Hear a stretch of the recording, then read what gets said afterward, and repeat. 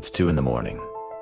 You're staring at your phone. The last text you sent sits there like a stone in water. Read. No reply. And you're doing that thing again, scrolling up through old messages, looking for the moment it changed, looking for what you did wrong. But here's what nobody tells you. You're asking the wrong question. Robert Greene wrote in The Art of Seduction that the greatest power you can have over people is the power to deny them what they want. And right now, she's got that power. Not because she's smarter. Not because she's smarter.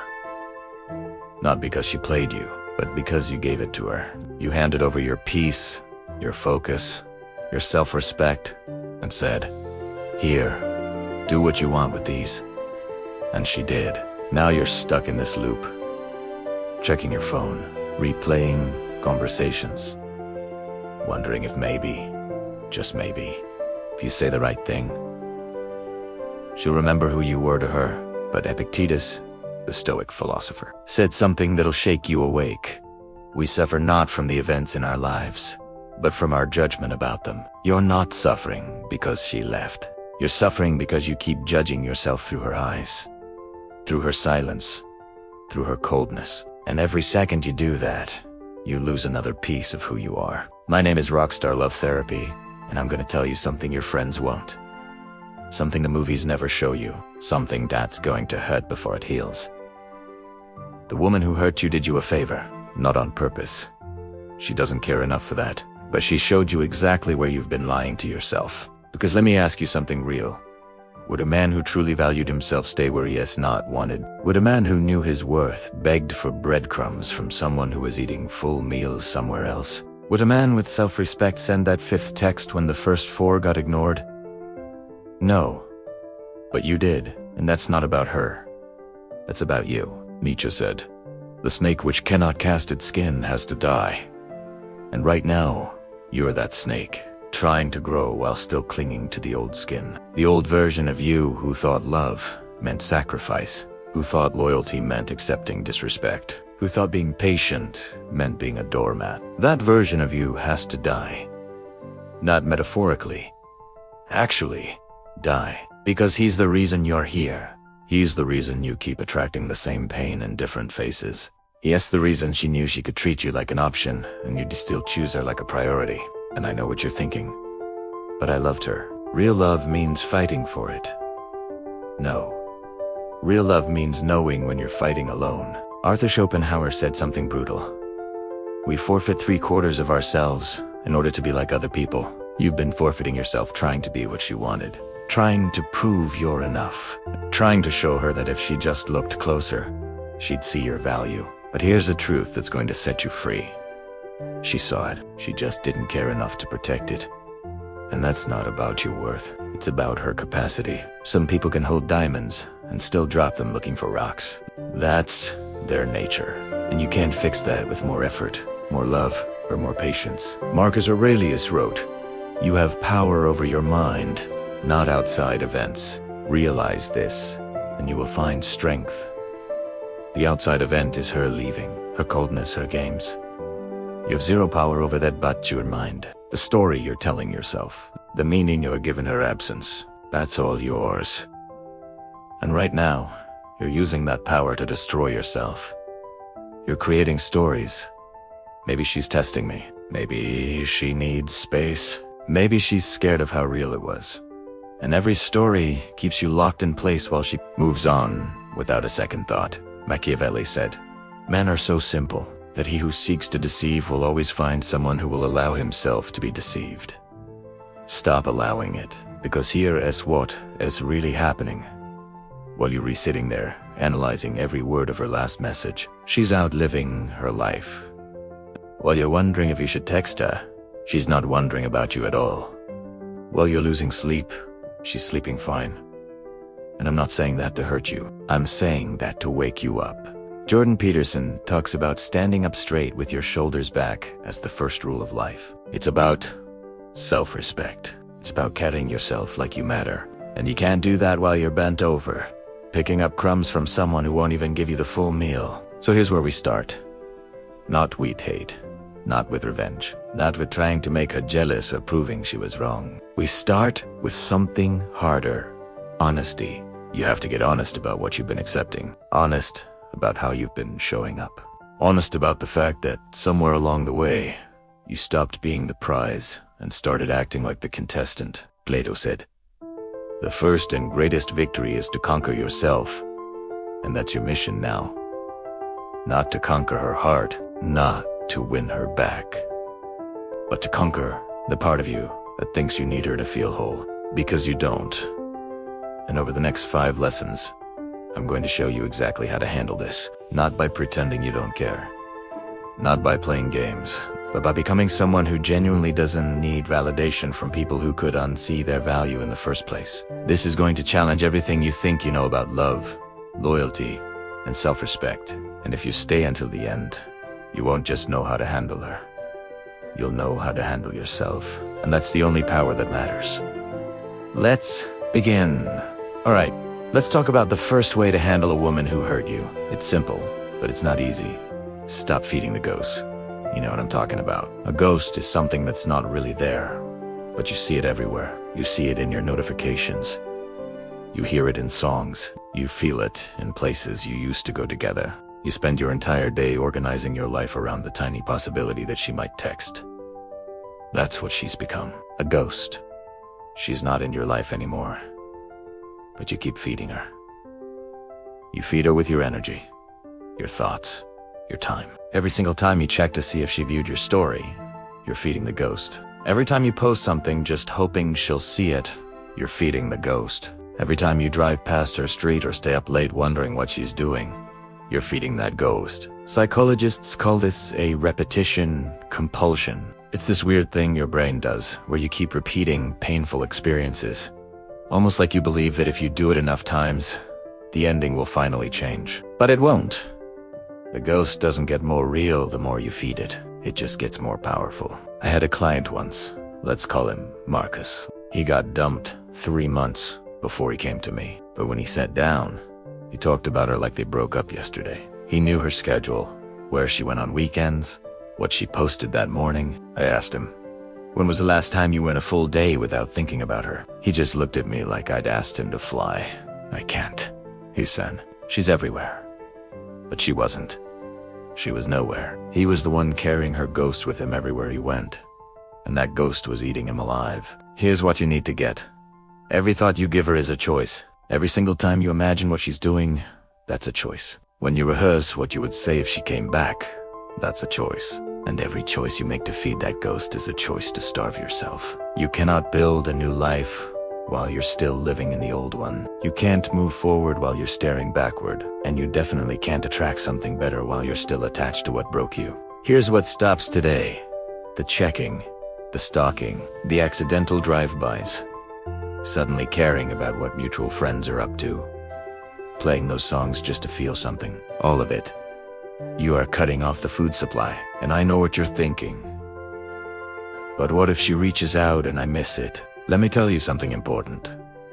You don't actually want her back. You want her to see what she lost. And as long as that's your motivation, you're still feeding the ghost. You're still making her the judge of your worth. And the hard truth is, she might never regret it. She might never miss you. She might never realize what she had. And you need to be genuinely okay with that. Your healing can't depend on her karma. Your absence has to be real, not strategy. Not temporary, not some tactic to try and make her chase you. Real, final. Complete. Because the moment you leave space for her to come back, you leave space for yourself to stay stuck right where you are. Try something for me.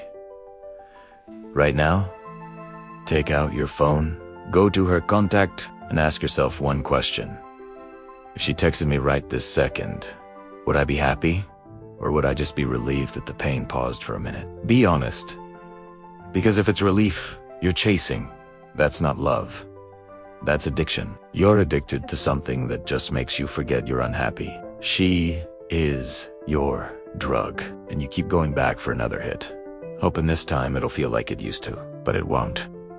The person you fell for doesn't exist anymore. Maybe she never did. Maybe you just fell in love with potential and called it reality. So where are you going? Toward her or toward yourself? You can't go both ways. For the next 7 days, Every time you think about her, I want you to do 10 push-ups. Not as a punishment, as a redirection. You're teaching your brain that when her thought pops up, you take action for yourself, not for her. 10 push-ups, every single time. No excuses. And just watch what happens. By day 3, you'll think about her less. Not because the pain is gone, but because your brain is learning a new pattern. You're starving the ghost, and you're feeding yourself. Right now, your soul is dyed with her color, her moods, her absence.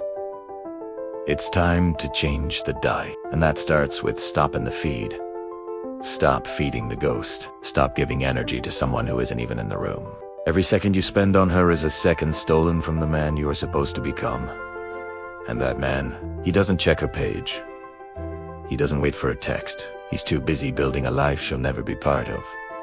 That's why number 1, stop feeding the ghost. Cut the supply, redirect your energy, and watch your life change when you finally stop watering dead plants. Here's another way to move on. Reclaim your frame.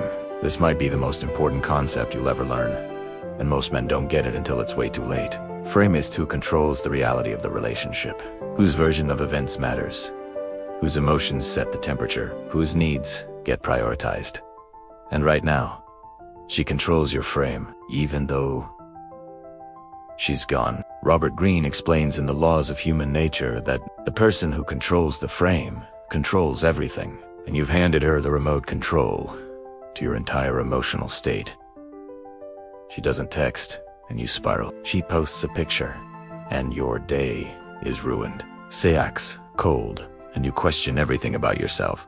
That's her frame, and you're living in it like a tenant who forgot he used to own the house. Here's what happened. Somewhere along the line, you stopped being the main character in your own story and became a supporting actor in hers. You started organizing your world around her schedule, her moods, her needs. You deleted your opinions to match hers. You dimmed your lights so she wouldn't feel outshined, and she didn't respect you more for it. She respected you less.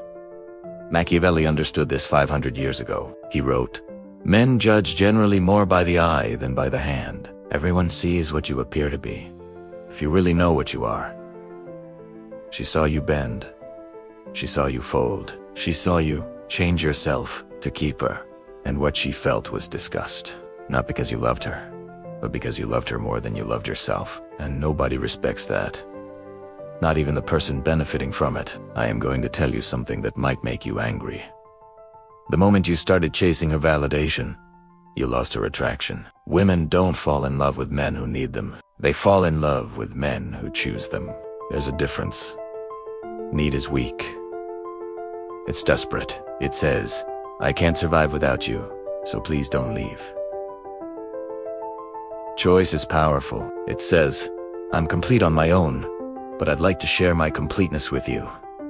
You stopped choosing her and started needing her, and the second she felt that shift, her feelings changed. Not overnight. Slowly. Like watching someone drown in slow motion. Nietzsche wrote, "In revenge and in love, woman is more barbarous than man." He wasn't being sexist, he was being observational. When a woman loses respect for a man, she doesn't just leave. She tests him. She pushes him. She sees how far he'll bend before he breaks. And when he breaks, she's already checked out mentally. That's what happened to you. You broke, and she watched. But here's the good news. Frame can be reclaimed. Not with her. That ship has sailed. But with yourself. And that's what matters now. Reclaiming your frame means you stop letting her absence define your presence. You stop letting her opinion of you become your opinion of you. You stop organizing your emotional weather around whether she texts back or not. Jordan Peterson talks about this when he says, "Compare yourself to who you were yesterday, not to who someone else is today." You've been comparing yourself to who you think she wants. Stop. The only comparison that matters is, are you better than you were yesterday? That's it. Not better than some other guy. Not good enough for her. Better than yesterday's you. Here's how you reclaim your frame. First, understand that your value doesn't come from her recognition. Marcus Aurelius, the Roman emperor, wrote, "Everything we hear is an opinion, not a fact. Everything we see is a perspective, not the truth." Her perspective is that you weren't enough. That's her opinion. It's not truth. It's not fact. It's just her limited view. And you've been treating her opinion like it's the final word on your worth. It's not. Albert Ellis, the psychologist, created rational emotive behavior therapy. The core idea is simple. Your thoughts create your feelings, and your feelings create your actions. If you think I'm worthless because she left, you'll feel depressed and act desperate. But if you think she left because she wasn't capable of appreciating what I offered, you feel disappointed but not destroyed, and you act with dignity. Same event, different frame, different outcome. Here's what I want you to do. Write down every time you changed yourself for her. Every interest you pretended to care about, every opinion you swallowed, every boundary you ignored, every time you said yes when you meant no. That list is your evidence. Evidence that you lost your frame, and evidence of what you're reclaiming. Because as the philosopher Epictetus taught, no man is free who is not master of himself. You weren't free. You were in a prison where the bars were made of her approval. Freedom feels like this. Waking up and not checking your phone for her name. Going through your day based on your goals, not her potential contact. Making decisions because they serve your future, not because they might impress her. You're living in your frame, not hers. Here's the brutal part. When you reclaim your frame, some people will hate it. They'll call you selfish. They'll say you've changed. Good. That means it's working. The people who benefited from you having no boundaries will always be upset when you finally set them. Your new frame looks like this. You wake up with purpose. You have goals that have nothing to do with her. You make plans that don't include waiting for her text. You build friendships, skills, health, wealth. You create a life so full that her absence doesn't leave a hole, because there's no space for holes. You have power right now. The power to choose your thoughts. The power to direct your energy. The power to build your frame. Don't waste it hoping she notice. Use it to become someone who wouldn't want her back, even if she begged. That's reclaiming your frame. It's not about her anymore. It's about you remembering that you're the author of your story, not a character in hers. It's about taking back the pen and writing a chapter she'd never read. Because she doesn't deserve to know how this story ends. She only deserves to wonder. Thanks for watching. If this helped you, make sure to follow for more. Here's a third way to get over her. Understand the game you didn't even know you were playing. What they don't teach you is that relationships are a game. Not in a cruel or manipulative way, but in the way that chess is a game, or poker is a game. There are rules, strategies, winners, and losers, and the people who pretend there's no game. They lose every single time. You lost because you didn't know you were in the game. As Robert Greene wrote, the feeling of having no power over people and events is generally unbearable to us. That's where you are right now. Helpless, miserable. Because you played with your heart wide open, while she played with strategy. You brought honesty to a game that rewarded mystery. You brought availability to a game that rewarded scarcity. You brought consistency to a game that rewarded unpredictability. And you lost. And you lost. Not because you're a loser, but because you didn't understand the game board. Let me explain a little something about human nature. Machiavelli figured this out centuries ago. He wrote, "Men are less careful in offending one who makes himself loved than one who makes himself feared." Basically, when you make yourself too available, too loving, too predictable, you lose your power. Not because love is weak, but because people just don't value what they can have whenever they want. She knew she had you completely. And the moment she knew that the game was over, there was no challenge, no mystery, no uncertainty. Just you, waiting, hoping, giving everything. And what does a winner do with a player who's already defeated? They move on to the next game. Now, before you get the wrong idea, this isn't about playing games or manipulating people. It's about understanding that the game exists, whether you acknowledge it or not. Choosing to be naive doesn't make you noble. It just makes you a victim. There are 3 levels to this game, and you need to understand all of them. Level 1 is attraction. This is where most guys think the game ends. You attracted her. She liked you. You started dating. Game over. Right? Wrong. Attraction is just the entry fee. At this level, the rules are simple. Be valuable. Be interesting. Be someone whose time is worth competing for. You probably did this at the start. You had your own life, your own goals. You aren't texting her every 5 minutes. You had mystery. But then you moved to level 2. Attachment. This is where she starts feeling safe and opens up. And this is where most guys make a fatal mistake. They think attachment means they can stop trying. They think, she loves me now, so I can relax. And that's when the decline starts. You got comfortable. You stopped being that mystery she was drawn to. You became furniture. Safe, predictable, and boring. You stopped investing in yourself and invested everything in her. Which brings us to level 3. Power dynamics. This is the level you never knew existed. At this level, it's not about who loves more. It's about who needs less. It's not about who's more attractive. It's about who has more options. It's about who is willing to walk away first. And you lost on all 3 counts. Your happiness depended on her mood. Your confidence depended on her attention. That's not love, it's dependency. And dependency is the death of attraction. So, how do you climb out of this? First, accept that the game exists. Stop being bitter about it. Real love doesn't exist in a vacuum. It exists in the messy, human world where people respond to value, mystery, and strength. Second, learn the rules. And the most important rule is this: never need someone more than you need yourself. The moment your happiness depends on another person, you've already lost. Third, rebuild your value. Real value. Become someone whose time is genuinely scarce because you're busy building something. Someone whose attention is valuable because you're selective. Someone who is powerful because you're complete on your own. When you do this, something shifts. You stop playing her game and start playing your own. In your game, you don't chase, you attract. You don't convince, you allow. You don't beg for a seat at the table. You build your own damn table. Here's your assignment. Write down 3 ways you gave her all the power. Maybe you always texted first. Maybe you canceled plans for her. Maybe you accepted disrespect. Now, next to each one, write what a man who understood the game would have done instead. He would have waited. He would have kept his plans. He would have walked away. That's your new playbook. Not for her. She's gone. But for the next one, and more importantly, for yourself. The greatest victory is to conquer yourself, to understand that you are the prize.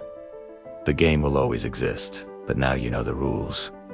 Losing her wasn't about being unworthy. It was about being untrained. And the trained man, he doesn't play to win her back. He plays to never need her in the first place. Here's way number 4. Transmute the pain into power. Right now, you have a choice, and it's the most important one you'll ever make. You can let this pain destroy you, or you can let it rebuild you into something she could never break again. Most men choose destruction. They drink, they spiral, they jump into another relationship just to avoid the emptiness. They numb themselves, hoping time will heal what discipline should be building.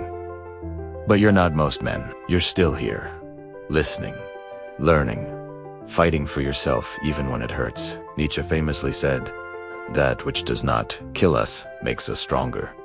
But he didn't mean it passively. He meant, you have to use the pain. You have to grab it by the throat and force it to serve you. That's transmutation. Turning poison into medicine, lead into gold, heartbreak into hunger. Here's what nobody tells you about pain.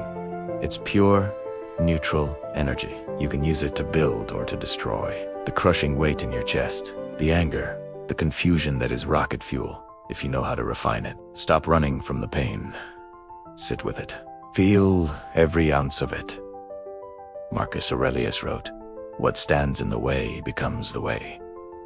Your heartbreak is standing in your way, so it must become the way forward. Every morning when you wake up and feel that dread, ask yourself, what can I build today that I could unbuild if I was still comfortable? Comfort is the enemy of growth. Now you have no comfort. Good. Use the discomfort. Can't sleep at 3 in the morning. Get up. Do 50 push-ups. Read a book. Turn the insomnia into education. Turn restlessness into reps. Feel angry. Channel that into the gym, into your business, into becoming so focused on your mission that her entire existence becomes irrelevant. Jordan Peterson talks about the hero's journey. Every hero faces the dragon, and the suffering is what transforms them. You're in the cave right now. The dragon is your pain. You can let it burn you alive, or you can slay it and take its treasure. The treasure is your power, your clarity, your purpose. Every single day, do one thing that scares you. Your reaction to this heartbreak will define the next decade of your life. This brings us to way number 5. Become unreachable. Not by hiding, but by becoming unreachable emotionally and mentally, so no one can disturb your peace ever again. Robert Greene's law says, always say less than necessary. I'm taking it further. Always need less than necessary. Become an islandus. When you become unreachable, you become unforgettable, because people remember the one they couldn't control. Eventually, she's going to look for you and find nothing but silence, growth, and it will bother her because you've become someone who doesn't need her. The best revenge is to be unlike the person who injured you. It isn't about making her jealous. It's about becoming so internally complete that her opinion of you is just background noise. You've learned 5 ways today. Stop feeding the ghost. Reclaim your frame. Understand the game. Transmute the pain and become unreachable. Live them, and you won't just survive this. You'll look back and realize losing her forced you to find yourself. And that version of you. He's unstoppable. This is Rockstar Love Therapy. I'll see you in the next one.